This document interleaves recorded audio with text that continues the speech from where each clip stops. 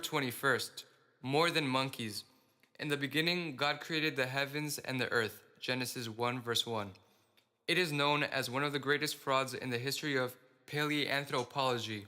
It was considered almost a scientific creed for 45 years until, on November 21st, 1953, the Natural History Museum in London announced that the famous skull of the Piltdown Man had been falsified to force conclusions in favor of evolution. The story of this deceit started and was based on some bone remains, specifically a partial skull, a loose tooth, and a jaw with teeth, discovered in England in 1912. In Piltdown, a town of Sussex, a worker found them in a quarry and gave them to amateur archaeologist Charles Dawson, who presented them, together with the eminent paleontologist Smith Woodward from the British Museum at the Geological Society of London. These remains were accepted by the scientific community as the missing link between apes and men, without further analysis, mainly because it was perfect and identical to the idea of that time regarding the missing link. However, more and more doubts arose about the age and origin of those remains.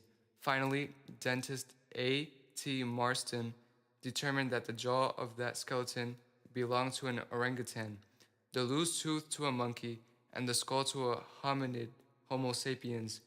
Since then, the analysis of fluoride content of bones demonstrated that the interment had been intrusive, and the dark ferruginous color of the bones was due to a chemical treatment to standardize the color differences between the mandible, more modern, and the skull, more ancient.